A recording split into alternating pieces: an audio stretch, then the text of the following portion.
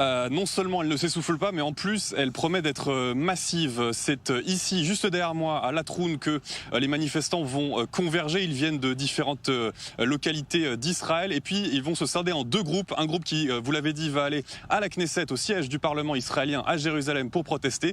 Et puis un autre groupe que l'on suivra qui ira sur ce qu'on appelle en hébreu la Kvish 6, cette autoroute numéro 6 qui est pour l'économie d'Israël absolument stratégique. Nous irons évidemment suivre ces manifestants qui ont aujourd'hui deux griefs. Le premier, eh bien, c'est la criminalité qui gangrène de manière générale la communauté arabe. 71 Arabes israéliens tués par balle depuis le début de l'année. C'est une réalité violente qui est confirmée par d'autres chiffres. En 2018, par exemple, 60% des personnes tuées par balle en Israël étaient des citoyens arabes israéliens.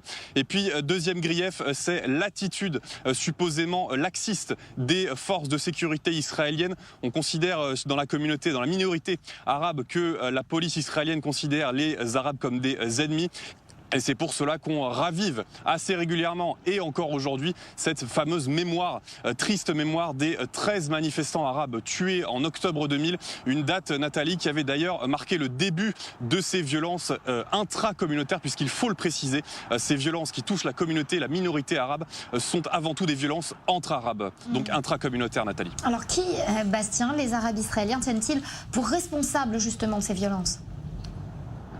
Alors pour la majorité des Arabes, c'est bien sûr le gouvernement israélien. On parle d'un manque de mesures concrètes, on parle également d'une justice trop laxiste, on parle d'affaires, de beaucoup d'affaires, de très nombreuses affaires non élucidées, et puis de ce vaste marché noir d'armes illégales, d'armes à feu, grenades y comprises, qui viennent à 60%, voire 70% du marché noir de Cisjordanie, le restant provenant de vols effectués sur des bases de l'armée israélienne, notamment des vols effectués par des bédouins sur des bases de l'armée israélienne dans le sud du pays. Et puis à tout cela, la police israélienne répond évidemment faux. On parle dans les rangs de la police de 4000 armes saisies en 2018. Et puis on parle également d'une coopération qui serait irréprochable avec les représentants arabes pour enrayer cette violence, Nathalie.